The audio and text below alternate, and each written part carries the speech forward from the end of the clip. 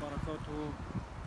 بینندگان گرامی، هموطنان داخل کشور و برون مرزی، امروز تمام ما تاجیکستانیان را قضیه بدخشان بام جهان خیلی به تشویش آورده است و آنچه در بدخشان میگذرد دل هیچ شهروند تاجیکستان که در داخل خارج است آن را آرام نمیگذارد. ما حالت مردم بدخشان را خیلی خوب احساس میکنیم و برای چی؟ برای اینکه بر سر این مردم شریف و مردم برومند بدخشان سالهای 2012 و 2014 مصیبت‌های از طرف این رژیم صورت گرفته بود و ما شاهدی قتل و کشتار 24 نفر مردم این منطقه گشتیم و باز هم سیناریا و تکرار شدن آن حالتهای وخیمی که در اون سالهای مدهش انجام داده بود برای بهانه‌های واهی و بهانه‌هایی که آنها هیچ ارزشی نداشتند. خب قتل سبزعلی، برادر سبزعلی شهید که در این قضیه تنها برای سخنرانیش در حضور مردم از طرف حکومت، از طرف نیروهای یعنی که حکومتی کشته شد و اینچنین محمد باقر یکی از کماندان‌های معروف سابق که بیچاره در خانه‌اش نشسته و راه رفتن نمیتونست. حتی برای این حکومت شخصانی که دارای کله و عقل و فکر هستند یعنی خیلی مشکل است، نمیخواهد که اونها یعنی زنده باشند. و فعلا وارد شدن امام علی عبدالرحمن به بدخشان با 3500 نیروهای نظامی حالت خیلی وخیمی را در پی خواهد داشت.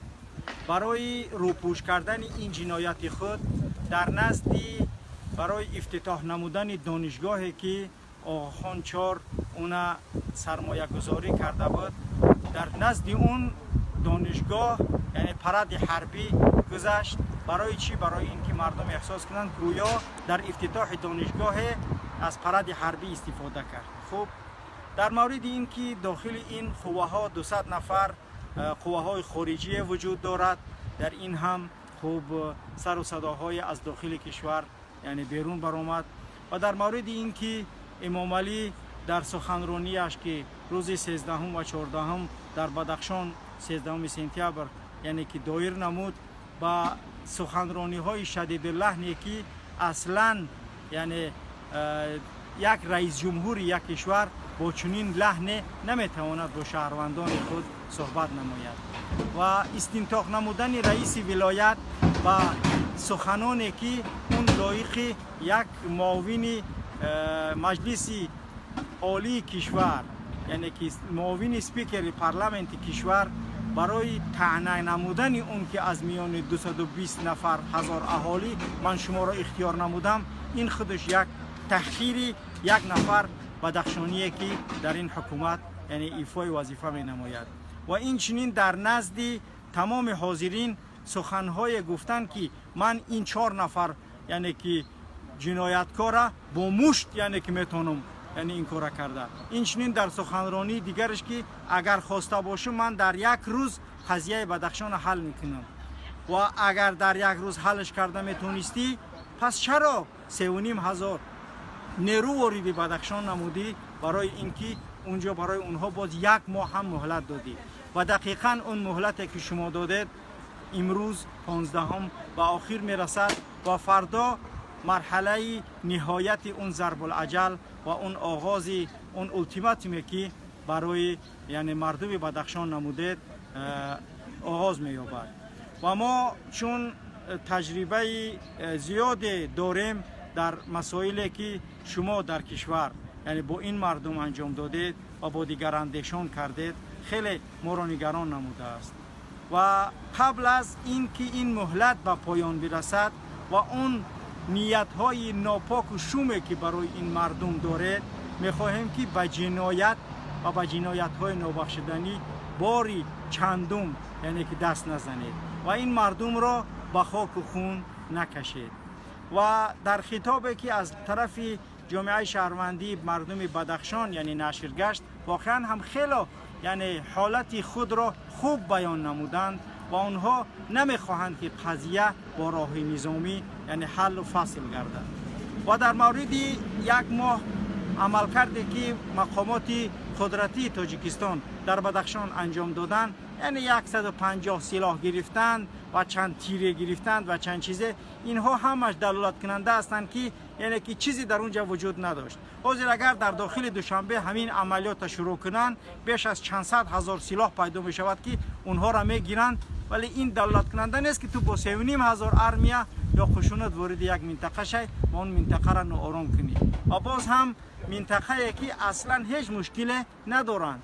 و یک مسئله دیگر خیلی ما رو به تشویش آورده است که اگر اهمیت بدهیم در یک بیانیه‌ای که در نشریه در سامانه وزارت کارهای داخلی نشر شده است، میگه مردم بدخشان از بانک‌های تاجیکستان 71 میلیون سامانی قرض دارند. خوب، 71 میلیون سامانی قرضدار باشند، برای 71 میلیون سامانی با 3,500 سرباز وارد می شود تا که اون پولها را از اون مردم یعنی که بگیرید به بانک ها برگردانید. و طعنه هایی که شما نمودید برای مردم بدخشان برای سالهای دراز حتی در صفحات تاریخ این ملت ثبت می‌گردند که شما برای ما چیزی ندادید، از شما من چیزی طلب ندارم و شما از مردم چیزی طلب کردن حق ندارید. باید شما برای مردم بکنید، چون شما رئیس جمهور این مردم هستید و برای نیک و احوال این مردم باید کارهای را انجام بدهید.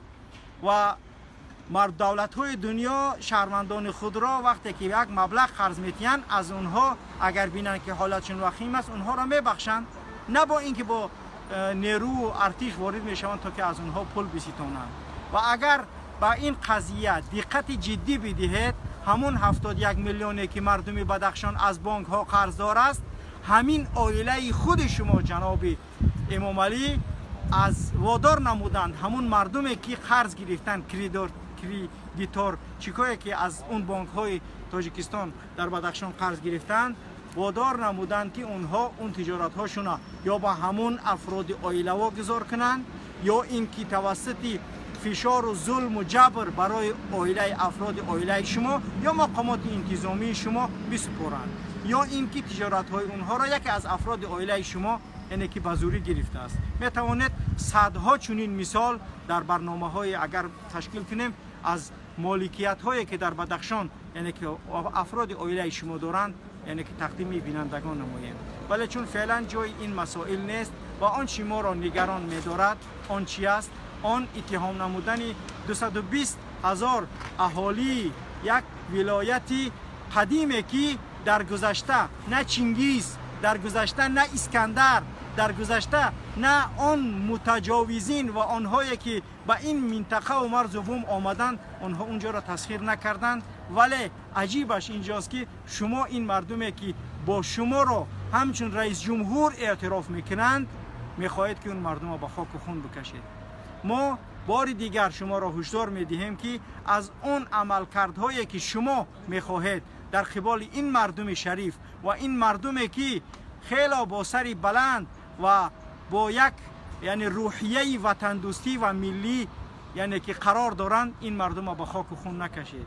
عملهایی که شما انجام میدهید میتواند در آینده برای شما یکی از جنایت‌های وخیم جنگی قلمداد شود، چنانه که رئیس جمهورانی یعنی که سربیا و دیگر رئیس جمهورانی که در دولت‌های دیگر با جرمی جنایت‌های حربی به مثل صدام حسین و دیگر رئیس جمهورانی که با این اتهامات متهم گشته بودند شما نیز متهم شوید. با همین خاطر همون جنایت‌هایی که تا این سال انجام دادید دست از این عملی ننگین بردارید. ما حالت مردم بدخشان را خوب احساس میکنیم و این حالت خیلی یعنی که خوب نیست و در این مورد ما نمیتوانیم بی‌طرفی خودمون در این قضیه اتخاذ نماییم و از تمام تاجیکستانیانی که در داخل کشور قرار دارند و در خارج کشور قرار دارند، البته در خارج کشور قرار داشته هاش بیشتر یعنی که برای اونها چی است یعنی زمینه در این مسئله آماده است، میتوانند یعنی که یک قطار فلش موب های رو در مورد بدخشان و تا اینکه این مسئله با این قضیه راه یعنی که حل و فصل این قضیه با راه مسالمت آمیز انجام دهد 5 یعنی که دانه عکس های رو آماده نمودیم. یکی از اونها پرابلم نرود بدخشان ریشه یوتسا نه پوش کمی، این یک. و دوم چیزی که ما آماده نمودیم این هم رحمان ورنی солдат казарма о пушках танках позабудь помир нельзя тревожит армия насилие коварный путь. خوب. و سوم چیزی که ما در این مسئله درباره فلش موب آماده نمودیم راه حل بدخشان ارتش و توپ و تانک نیست. و دیگر چیزی که میخواهیم برای شما تقدیم نماییم بدخشان сердце гордость и кровь будет проклят проливший там кровь. خوب. چهارمش بدخشان قلب، پنجمش بدخشان قلبی پاک تاجیکستان به خاک و خون نکش خاکی نیاکان. و در آخر وقتی که این عکس ها رو نشر می نماید آنانی که یعنی که دلشان برای این مردم مستضعف و این مردم بومی می سوزد، یعنی در آخرش همین هشتگ بدخشان را نیز گذارید تا اینکه همه موادها در همین جا جمع شوند و برای استدلال و اگر یعنی که همه مردم ما این دستگیری نمویم و این چنین پتیسیه که تشکیل نمودیم در اینترنت میتوانید در اون با ما هم راهی نموده و جانبداری خود را در حل این قضیه با راه‌های مسالمت آمیز یعنی ما را همراهی کنید تا اینکه این مردم منطقه دیار ما بار دیگر و مثل سالهای 2012 2014 به خاک و خون از طرف یک شخصی که میخواهد قبضه آهنین بر این ملت و این مردم شهروند داشته باشد نگذاریم تا این جنایت بار دیگر تکرار شود. ممکن است بعضی برادران از ما یعنی که اینجا بپرسند که چرا در این مسئله چنین کاری را اتخاذ نمودید. ما همچون یک شهروندی کامل حقوق جمهوری تاجیکستان در این قضیه نمیتوانیم بی‌طرفی را اشغال نماییم و در این قضیه بی‌طرف باشیم، چون که مسلمان هرگیز و هرگیز در قضیه یک برادر مسلمانش که در حالت وخیم قرار دارد نمیتواند بی‌طرفی را اشغال نماید. مسلمان به مانند یک بنیاد است، به مانند یک جسد است. در حالتی که یک اعضای بدن اون اگر به درد بیاید تمام اعضای بدن اون چیکار میکند؟ انسان وادار میکند بچی با احساس کردن اون درد، اون رنج، اون الم. بدخشان پیکر این ملت تاجیک است. بدخشان قلمروی ناگسستنی و قلمروی بدون تفکیک این ملت است و ما نمیخواهیم که یک یعنی که تیر به هوا در این منطقه سر زند و در مورد اون سلاح‌ها و اون مواد مخدری که در اون منطقه یعنی که اون مردم رو متهم با اون مینماید، من شما را با باوری کامل میگویم که این کار مقامات قدرتی خود شماست. اگر شما از این قضیه آگاهی داشته باشید در مسئله پس از سال 2014 کاملا تصرف و همه آنچه که در بدخشان میگذشت در دست کمیته دولتی امنیت ملی بود، ولی وزارت کارهای داخله در این مسئله یعنی که دخالت نداشت. دخالت از کدام حساب؟ تمام منافع و تمام فایده و جیب مقامات کمیته دولتی امنیت ملی میرفت. از این خاطر اون یعنی نافهمی های میان این دو یعنی که نهاد قدرتی، نهاد نظامی همچون کمیته دولتی امنیت ملی و وزارت کارهای داخله انجام شد و این امر سبب گشت که نارضایت میانی یعنی که این دو نهاد با وجود آید و این یعنی که مشکلات را که صنعی است بسازند. در حالتی که با قاطعیت کامل میتوانیم بگیم که این مسئله در یک ماه شما 150 و چند سلاح پیدا کردید. پس گفته میتوانیم که چنانه که یعنی که دولت ها مثال اگر از قضایای دیگر دولت ها یعنی که برای مثال همچون نمونه بیاریم یک کشور دیگر را به یک چیز اتهام می نماید ولی وقتی که داخل اون کشور می شود اون چیزی که ادعا نموده بود پیداش نمی کند ولی اون ادعای دروغش باقی می ماند و در صفحات تاریخ و همچون یک داغ سیاه و لطمه سیاه برای اون دولت متجاوز یعنی باقی می ماند. و ما نمیخواهیم که در این قضیه چنانه که در یک ماه تمام مقامات قدرتی از دوشنبه به تاجیکستان و یعنی که ستادی که تشکیل نموده در این مسئله کار نتونستن انجام بدن. همه اون خبرهایی که نشر نمودن تنها برای بقا ماندنشان در این کرسی های یعنی که کلیدی کشور بود که آنها یعنی که انجام دادن و چیزی نتونستن انجام بدن. برای چی؟ برای که چیزی در اونجا وجود ندارد. با همین خاطر مسئله یعنی حیات و ممات این مردم است. این مردم بار دیگر به خاک و خون نکشید و قواهای یعنی که مسلحه از این منطقه بیرون برارید و مردم بگذارید که به حالت آسایشته زندگانی کنند. و این چنین شما شخص را به نام کی بود بوزماکوف عبدالرحمن یعنی فرستادید به منطقه. اون یکی از شخصیت های خوب برای شما خیلی جانفدا است و یعنی که همون تنها خودش اگر در قتل و کشتار شروع کنه یعنی که با فکرم جنایت های را یعنی که میتواند انجام بدهد. نیاز به 3500 نفر سربازی که وارد بدخشان نمودید نیست. مردم آرام نکنید و اون مقاماتی را که فرستادید اونها را با زورگویی و با مشت زدن برای مردم تلقین نکنید. چنانه که رئیس ولایت به این امر واداشتید که باید شما این مسئله را با مشت یعنی که حل کنید. و همین خاطر از مردم غیور تاجیک که در بیرون از تاجیکستان قرار دارند در قضیه بدخشان بی‌طرف نباشید و این یعنی که عکس هایی که در دست داریم انشاءالله پس از چند دقیقه در صفحات فیسبوکی و شبکه های اجتماعی نشر می‌یابند و از اینها یعنی که استفاده نمایید تا اینکه توانیم به گوش جهانیان برسانیم که حکومت تاجیکستان می‌خواهد مردم بدخشان را بار دیگر به مثل سالهای 2014 2014 بار دیگر به خون بکشد و ما دیگر طاقت این قتل و کشتاری که با سلاح و در یک منطقه آرام تاجیکستان انجام می شود نداریم.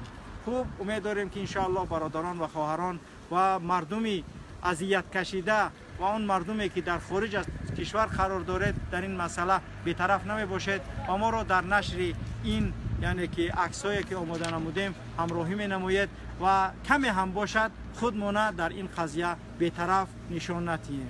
ما با بدخشانیم. بدخشان جزئی جدا نشونده و تفکیک نشونده کشور دولت تاجیکستان است و ما نمیگذاریم که هیچ متعرض و هیچ شخصی که به این یعنی منطقه میخواهد با نیت بد داخل شود اون به این عملهای شومش یعنی که موفق گردد. سلام علیکم و رحمت الله.